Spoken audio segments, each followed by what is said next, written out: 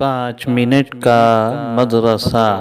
اسلامی تاریخ، عربوں کی اخلاقی حالت۔ رسول اللہ صلی اللہ علیہ وسلم سے پہلے عربوں کی اخلاقی حالت بہت زیادہ بگڑ چکی تھی۔ ظلم و ستم، چوری و ڈاکہ زنی، زنا اور بدکاری بالکل عام تھی۔ جوا کھیلنے اور شراب پینے کا رواج بہت زیادہ تھا۔ بے حیائی اور بے شرمی اس حد تک بڑھ گئی تھی کہ کھلے عام برائیاں کر کے اس پر فخر کیا جاتا تھا۔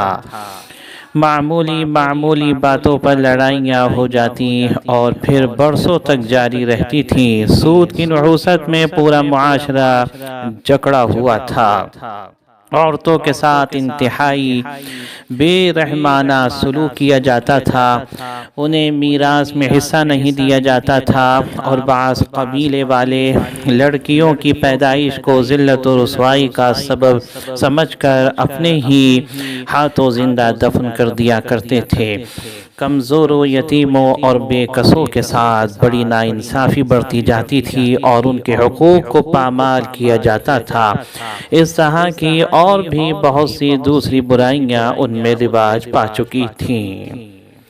حضور صلی اللہ علیہ وسلم کا معجزہ، کھجور کے گچھے کا چلنا۔ حضرت ابن عباس رضی اللہ عنہما سے روایت ہے کہ ایک دیہاتی رسول اللہ صلی اللہ علیہ وسلم کی خدمت میں آیا اور کہا کہ مجھے یہ کیسے یقین آئے کہ آپ نبی ہیں؟ آپ صلی اللہ علیہ وسلم نے فرمایا، اگر میں اس کھجور کے خوشے یعنی گچھے کو بلا لوں تو تم میری نبوت کی تصدیق کر لو گے؟ اس نے کہا ہاں۔ آپ صلی اللہ علیہ وسلم نے اس گچھے کو بلایا۔ وہ درخت سے اتر کر رسول اللہ صلی اللہ علیہ وسلم کے پاس آیا اور پھر آپ کے حکم سے واپس چلا گیا۔ دیہاتی فوراً اس معجزے کو دیکھ کر ایمان لے آیا۔ ترمذی۔ ایک فرض کے بارے میں فجر اور عصر پابندی سے ادا کرنا۔ حضرت عمارہ بن رویبہ رضی اللہ عنہ سے روایت ہے کہ رسول اللہ صلی اللہ علیہ وسلم نے فرمایا، ہرگز وہ آدمی جہنم میں داخل نہیں ہو سکتا جو سورج نکلنے سے پہلے فجر کی نماز اور سورج غروب ہونے سے پہلے عصر کی نماز پڑھے۔ مسلم۔ ایک سنت کے بارے میں عذاب قبر سے بچنے کی دعا۔ حضرت ابو ہریرہ رضی اللہ عنہ سے روایت ہے کہ رسول اللہ صلی اللہ علیہ وسلم یہ دعا کثرت سے مانگا کرتے تھے، اللہم انی اعوذ بک من عذاب القبر ومن عذاب النار ومن فتنة المحیا والممات ومن فتنة المسیح الدجال۔ ترجمہ: اے اللہ، میں عذاب قبر، عذاب دوزخ، زندگی اور موت کے فتنے اور دجال کے فتنے سے تیری پناہ چاہتا ہوں۔ بخاری۔ ایک اہم عمل کی فضیلت، انصاف کرنا۔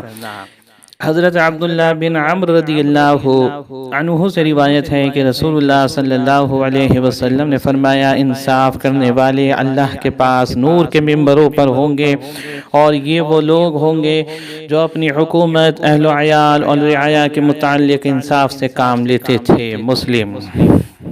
ایک گناہ کے بارے میں فضول خرچی کرنا۔ قرآن میں اللہ تعالیٰ فرماتا ہے، اسراف و فضول خرچی مت کرو کیونکہ اللہ فضول خرچی کرنے والوں کو پسند نہیں کرتا۔ سورہ اعراف آیت نمبر 31۔ دنیا کے بارے میں تمہارے فائدے کے لیے کھانے کی چیزیں۔ قرآن میں اللہ تعالیٰ فرماتا ہے، انسان کو اپنے کھانے میں غور کرنا چاہیے کہ ہم نے خوب پانی برسایا، پھر ہم نے عجیب طریقے سے زمین کو پھاڑا، پھر ہم نے اس زمین میں غلے، انگور، ترکاریاں، زیتون، کھجور، گھنے باغ، میوے اور چارہ کو پیدا کیا۔ یہ سب تمہارے اور تمہارے جانوروں کے فائدے کے لیے ہے۔ سورہ عبس آیت نمبر 24-32۔ آخرت کے بارے میں حور کی خوبصورتی۔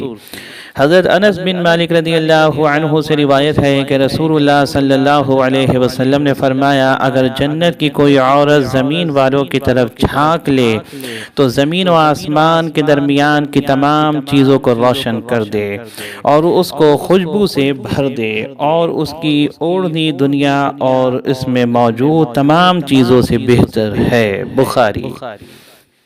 طب نبوی سے علاج، حفاظتی تدبیر۔ حضرت ابو ہریرہ رضی اللہ عنہ سے روایت ہے، رسول اللہ صلی اللہ علیہ وسلم نے فرمایا، مجذوم سے تم اس طرح دور رہو جس طرح تم خود کو شیر سے دور رکھتے ہو۔ بخاری۔ فائدہ: جذام ایک بیماری ہے جس سے سارا بدن خراب ہو جاتا ہے اور تمام اعضاء کی شکل و صورت بگڑ جاتی ہے، اور جب بیماری زیادہ دن تک رہ جاتی ہے تو تمام اعضاء سڑ گل جاتے ہیں۔ نبی کریم صلی اللہ علیہ وسلم کی نصیحت۔ حضرت ابو سعید رضی اللہ عنہ سے روایت ہے کہ رسول اللہ صلی اللہ علیہ وسلم نے فرمایا، جب تم میں سے کوئی شخص جمائی لے تو اس کو اپنا ہاتھ منہ پر رکھ لینا چاہیے، کیونکہ کھلے منہ میں شیطان داخل ہو جاتا ہے۔ مسلم۔